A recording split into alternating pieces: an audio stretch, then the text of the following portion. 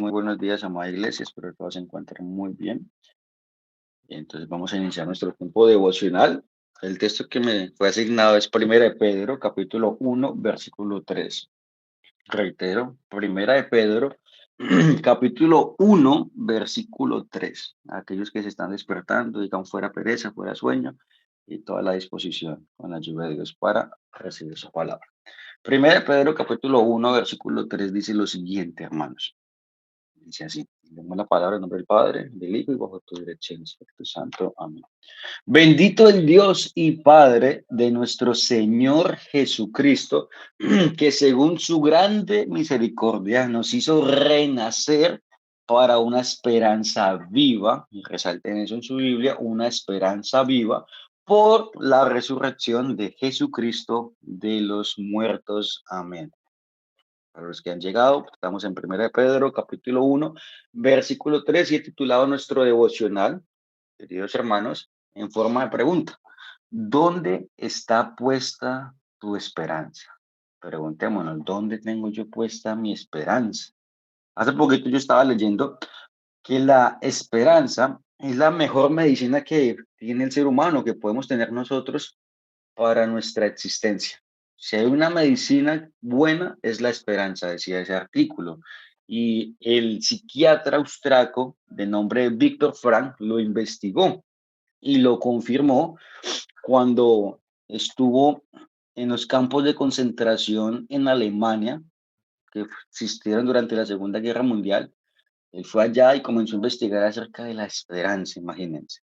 Y él decía que todos en aquel entonces, todos los secuestrados, llamémoslos así, estuvieron sometidos a las mismas terribles condiciones de trato por los nazis. Estuvieron todos bajo las mismas condiciones de trabajo, bajo las mismas condiciones de alimentación, que eran terribles. Muchos murieron desnutridos. Y sin embargo, decía este investigador Víctor Frank, habían personas que morían y otras que sobrevivían, hubieron sobrevivientes, siendo ambas de las mismas características físicas y bajo las mismas condiciones, él no se explicaba por qué unos ciertamente morían y otros vivían. Y sus investigaciones, hermanos, le ayudaron a determinar que aquellos prisioneros o secuestrados que vivían alimentados por una esperanza lograban sobrevivir más que los otros que por el contrario se habían o habían perdido todo tipo de esperanza. Ellos se lanzaban a la muerte. Y quizás, dice el investigador, la esperanza de algunos consistía en el recuerdo de aquella novia que esperaba en el pueblo para casarse con él, o aquella carrera que soñaban terminar para ser alguien importante en su pueblo, o aquellos hijos que habían dejado en casa y que deseaban con todas sus fuerzas volver a verlos para criarlos, educarlos, en fin, dijo el investigador, mil sueños y esperanzas que pueden alimentar el alma humana y sostenerle en la prueba. Aquellos que la tenían sobrevivían, los que la habían perdido perecían. Cierro la cita de Frank. Ahora bien, hermanos, todos nosotros, sin importar nuestras diferentes etapas de la vida en las cuales nos encontramos, tenemos algún tipo de esperanza ahora mismo. Algunos pueden estar con la esperanza puesta en que ya pronto les va a salir la pensión, se van a jubilar, ya dejan de trabajar y van a comenzar a disfrutar. Otros pueden tener la esperanza de que pronto ya va a salir el trabajo que tanto han estado pidiendo en oración, u otros tienen la esperanza puesta en que su salud ya por fin va a mejorar, que la ciencia ya ha avanzado y ya por fin todo va a empezar a cambiar y va a salir bien. Y ciertamente eso no está mal. Yo creo que un mundo sin esperanza sería aburrido. Pero hoy vamos a ver, hermanos, que como hijos de Dios hemos recibido el nuevo nacimiento para vivir en una esperanza mucho mayor, una esperanza viva, dice la Escritura, la cual no avergüenza ni decepciona, pero, que solamente puede gozar, podemos gozar y experimentar aquellos que soberanamente hemos recibido las grandes misericordias de Dios a través de Cristo Jesús. Y esto nos lleva a nuestro primer encabezado que lo he titulado, La grandeza de la misericordia de Dios. La grandeza de la misericordia de Dios, dice nuestro texto. Bendito el Dios y Padre de nuestro Señor Jesucristo, que según su grande misericordia nos hizo renacer. Me llama mucho la atención que lo primero que hace Pedro en este versículo no es sencillamente hablar de nuestra esperanza, él comienza hablando de Dios. Antes de mencionar lo que nosotros hemos recibido, él dirige nuestra mirada hacia aquel de quien proviene toda bendición. Es como si el corazón de Pedro comenzara a desbordar adoración. Bendito Dios. Y él no dice, bendito sea Dios porque todo me está saliendo bien, ni porque las circunstancias son favorables. No. De hecho, como dato curioso y contexto, él está escribiendo a creyentes que están siendo perseguidos y que están enfrentando diversas pruebas y tribulaciones. Están siendo perseguidos para matarlos, no para darles premios. Y sin embargo, comienza exaltando a Dios porque entendió que por encima de cualquier circunstancia hay una realidad mucho más grande, hermanos. Y es que Dios ha tenido misericordia de nosotros. Pero he entendido que Dios había tenido misericordia de su iglesia, aún en medio de la persecución que estaban viviendo. Y creo que muchas veces nosotros hacemos exactamente lo contrario. Nosotros solemos comenzar nuestras oraciones a veces hablando de nuestros problemas, de nuestras necesidades o de aquello que queremos que Dios haga. Pero vemos que Pedro comienza adorando. Bendito sea Dios. ¿Y por qué? Yo creo que es porque cuando nosotros entendemos cada vez más y más del Evangelio, comprendemos que no necesitamos que todo marche bien para alabar a Dios. Entendemos que basta recordar lo que Dios hizo por nosotros para sentirnos plenos y agradecidos. Y de esa forma alabar a Dios. Pero vemos que luego Pedro dice que todo ocurrió según su grande misericordia. Él no dice según nuestra obediencia o según nuestra fe o según nuestras buenas obras. Toda la iniciativa vemos que Pedro la deja en manos de Dios. Nuestra salvación, hermanos, nunca comenzó con nosotros, comenzó en el corazón misericordioso de Dios. Nuestro Señor Jesucristo mismo dijo en Juan 15:16, no me elegisteis vosotros a mí, sino que yo os elegí a vosotros. Y Pablo escribió en Romanos capítulo 5, versículo 8, guiado por el Espíritu Santo, mas Dios muestra su amor para con nosotros, en que siendo aún pecadores, Cristo murió por nosotros. Hermanos, Dios no esperó a que cambiáramos nosotros para amarnos. Él no esperó a amarnos cuando ya estuviéramos en mejores condiciones. No. Él te amó a ti y me amó a mí cuando aún éramos pecadores, cuando vivíamos lejos de Él, cuando éramos sus enemigos y cuando no teníamos ni un solo mérito para presentarle. Así fue como Él nos amó. Y eso es precisamente lo que significa la misericordia. Es el amor de Dios actuando a favor de personas que no teníamos cómo salvarnos por nosotros mismos. La misericordia, hermanos, no consiste simplemente en sentir compasión. Podemos ir por la calle y decir, ay, ¿qué puede ser tal persona en esta situación? Y hasta ahí llegar. Eso no es misericordia. La misericordia consiste en intervenir para rescatar al que está completamente perdido. Si yo siento compasión, pero no hago nada, no fui misericordioso. Pero si hago algo, eso sí es misericordia. Y eso fue lo que hizo Dios. Nuestra condición era muerte espiritual. Muchas personas creen que solamente necesitan mejorar un poco, corregir algunos errores o esforzarse para acercarse a Dios.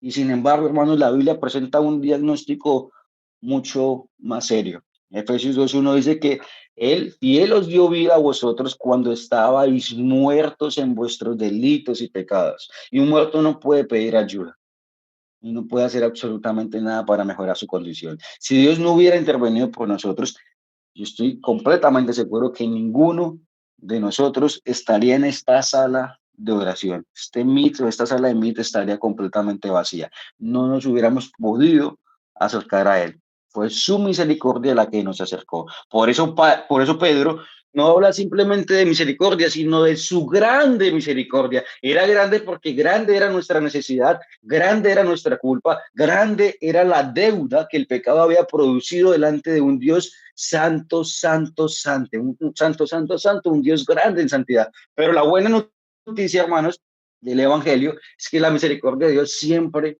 es mayor que todo nuestro pecado. Pablo lo expresa de esta manera en Romanos 5:20. Cuando el pecado abundó, sobreabundó la gracia. Como dice el himno, mis faltas son muchas, su gracia es mayor. Pero vemos que la misericordia de Dios, hermanos, no solamente evitó que recibiéramos el castigo que merecíamos, hizo algo más grande aún. Nos hizo renacer, dice Pedro. Nos dio una vida completamente nueva y con ella una esperanza que jamás puede morir, jamás perece. Y ahí es donde Pedro ahora como que dirige el foco, dirige nuestra mirada y dice, nos hizo renacer para una esperanza viva. Y esto nos lleva a nuestro segundo encabezado, que lo he titulado en forma de pregunta. ¿Cuál es tu esperanza viva, hermano? Después de decir que todo comenzó por la grande misericordia de Dios, Pedro continúa diciendo, nos hizo renacer para una esperanza viva por la resurrección de Jesucristo de los muertos. Y me llama personalmente mucho la atención que Pedro no dice simplemente que Dios nos dio esperanza. Antes de hablar de la esperanza, dice que nos hizo renacer. Se acaba de activar un micrófono, por favor, todos revisar. Es decir, hermanos, la esperanza cristiana no aparece porque las circunstancias mejoren. No, la esperanza cristiana nace porque Dios hizo una obra profunda en nuestro corazón. Hay un micrófono activo, por favor, todos me ayudan a revisar. Agradezco mucho eso. Pero bueno, si eso fue lo que nuestro Señor Jesús le explicó a Nicodemo en Juan 3. Nicodemo era un hombre religioso, yo creo que la mayoría lo hemos leído, él conocía las escrituras, él procuraba vivir correctamente, pero nuestro Señor Jesucristo le dijo en Juan 3:7, os es necesario nacer de nuevo. En otras palabras, la religión no era suficiente, no bastaba con conocer de Dios, necesitaba y necesitábamos también nosotros una nueva vida. Y eso es precisamente lo que Pedro está diciendo aquí. Dios no vino simplemente a reparar nuestras vidas dañadas, vino a dar vida donde había muerte. Dios nos dio vida juntamente con Cristo. Y Pablo añade en 2 Corintios capítulo 5, versículo 17, si alguno está en Cristo, nueva criatura es. Las cosas viejas pasaron y aquí todas son hechas nuevas. Y ese es el milagro del nuevo nacimiento. Y ese nuevo nacimiento, hermanos, tiene un propósito que nos lo revela el texto de hoy, para una esperanza viva. Nos hizo renacer, ¿para qué? Para una esperanza viva. Aquí debemos preguntarnos qué quiere decir Pedro con esa expresión, qué significa eso, cómo se mastica. Porque todos los seres humanos viven con algún tipo de esperanza. Algunos esperan que su situación económica mejore, ya por fin saldré de la bancarrota. Otros ponen su esperanza en el ascenso laboral, ya voy a quedar de jefe al fin, y no más de empleado subalterno. O muchos ponen su esperanza en una carrera universitaria o en la salud, como les mencioné anteriormente, o en una relación incluso, o en el futuro de sus hijos. No, es que mi hijo tiene talento a ser futbolista, ese sí me va a sacar de la pobreza. Ay, Dios mío. Bueno, ninguna de estas esperanzas, si las analizamos, pues son diabólicas en sí mismas, pero sí tienen un grave problema, y es que si llegan a destronar a Dios, sí se vuelven diabólicas y pecaminosas, porque de una u otra forma todo el mundo tiene algún tipo de esperanza, pero todas tienen algo en común, son temporales.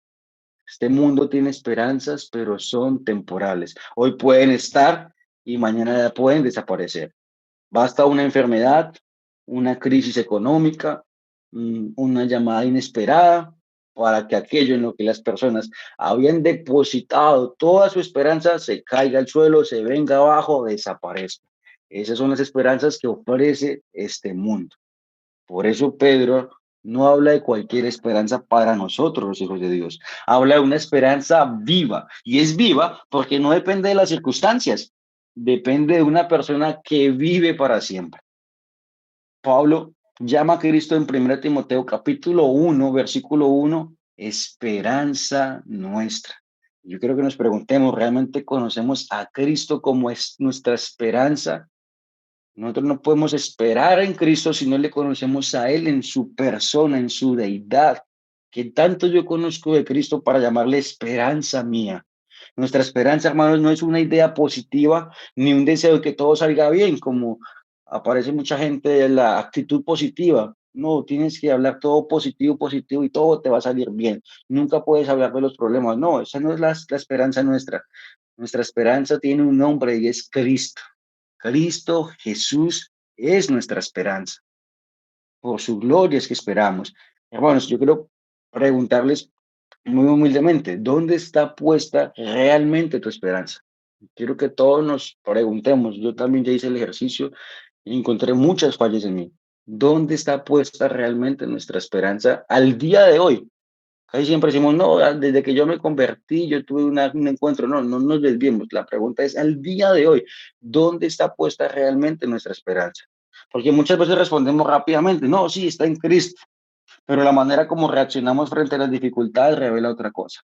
Si perdemos el trabajo y sentimos que todo ya terminó, quizás, perdón, quizás sí, nuestra esperanza estaba más en el trabajo que en Dios. Si de pronto un diagnóstico médico nos roba completamente la paz, tal vez nuestra seguridad estaba más en la salud que en Cristo que da la salud. Si nuestros planes no se cumplen, nuestros viajes que teníamos planeados y pensamos que ya no vale la pena seguir adelante, puede ser que nuestra esperanza estuviera más en nuestros proyectos que en las promesas de Dios para nosotros. La esperanza verdadera, hermanos, se hace evidente precisamente cuando las cosas no salen como esperamos. Por eso Pedro escribe estas palabras a nuestros hermanos creyentes de aquel entonces que estaban sufriendo persecución. Él no les promete que la prueba terminaría pronto. Tampoco les dice que Dios les evitaría todo tipo de sufrimiento. Inclusive sufrieron, muchos murieron terriblemente. Lo que hace Pedro es recordarles que aún en medio del dolor poseemos algo que nadie nos puede quitar y es nuestra esperanza viva, la gloria eterna al lado de nuestro Salvador. Hebreos 6:19 dice que esa esperanza es como segura y firme ancla del alma. Nuestra esperanza, dice Hebreos 6:19, es como segura y firme ancla del alma. Y la imagen es hermosa. Un barco, un buque, si lo quieren, puede ser golpeado por las olas, puede ser sacudido por el viento, pero mientras el ancla permanezca firme, no va a ser arrastrado. Tu vida puede ser golpeada por las pruebas, sacudida por las tribulaciones, pero si estás firme y anclado en Cristo, no vas a ser sacudido, hermano y hermana, porque así ocurre con nosotros los hijos de Dios. Si tú realmente permaneces firmes a través de la tribulación, es porque has estado anclado y anclada en Cristo. Gloria a Dios. Y ahora bien, Pedro no solo dice que tenemos una esperanza viva, también nos dice por qué esa esperanza está viva. Dice, por la resurrección de Jesucristo de los muertos. Esa es la base de todo, hermanos. Nuestra esperanza no existiría si Cristo hubiese permanecido en la tumba. Pablo es muy claro en 1 Corintios 15:17 al decir, y si Cristo no resucitó, vuestra fe es vana, aún estáis en vuestros pecados. Si Cristo no hubiera vencido la muerte, nosotros seguiríamos sin perdón, sin salvación y sin futuro. Pero la tumba quedó vacía. Jesús resucitó, Él venció el pecado y venció la muerte. Por eso nuestra esperanza está viva, porque nuestro Salvador está vivo. Y pensaba, y me gusta pensar, que Pedro está escribiendo estas palabras, hermanos, recordando algo que él quizás nunca olvidó. Él vio a su Salvador, a Jesús, morir crucificado. Él vio cómo lo bajaron de esa cruz. Él pensó que todo había terminado en un momento dado, perdió toda la esperanza porque los discípulos, dice la escritura, fueron dispersados cuando Cristo fue crucificado. Pero ese mismo Pedro también vio al Cristo resucitado, comió con él, habló con él y fue restaurado por Cristo. O sea, Pedro no está hablando aquí de algo teórico, él está hablando de algo que vio con sus propios ojos. Por eso él puede afirmar con tanta seguridad que nuestra esperanza está viva. Aquel hombre que en un momento dado perdió toda esperanza fue el mismo hombre que Dios le permitió ver a Cristo resucitado y entender que nuestra esperanza está viva. Y ese es el hombre que escribe estas palabras. Y esta verdad también debe transformar nuestra manera de vivir, hermanos. Como creyentes, nosotros no debemos enfrentar la vida como alguien que está esperando simplemente que las cosas mejoren. Debemos vivir con la certeza de que lo mejor todavía está por venir. Esta es la antesala. Pablo dice en Romanos 8:18, pues tengo por cierto que las aflicciones del tiempo presente no son comparables con la gloria venidera que nosotros ha de manifestarse. Y eso no significa que el sufrimiento no duela. No, claro que sí va a doler. Significa que el sufrimiento no tiene la última palabra en tu vida. La enfermedad no tiene la última palabra en tu vida. Nuestra historia, hermanos, no termina aquí en este mundo, sino en la gloria de Cristo por la eternidad. Por eso quisiera terminar haciendo nuevamente la pregunta del título del devocional. ¿Cuál es tu esperanza? Porque todos tenemos algo en lo que estamos descansando hoy. Todos tenemos algo que si lo perdiéramos, sentiríamos que nuestra vida se derrumba. Si esa respuesta, hermanos, es cualquier cosa diferente de Cristo, tarde o temprano terminarás decepcionado o decepcionada. Pero si tu esperanza está en Jesús, puedes atravesar cualquier circunstancia, porque nuestra esperanza y tu esperanza no va a depender de un gobierno, de una cuenta bancaria, ni de un diagnóstico médico o de un futuro incierto. Nuestra esperanza y tu esperanza va a depender de un Salvador que murió, resucitó y prometió volver por ti y por mí. A Él sea la gloria por su grande misericordia y amor. Hasta aquí el devocional. Dios los bendiga.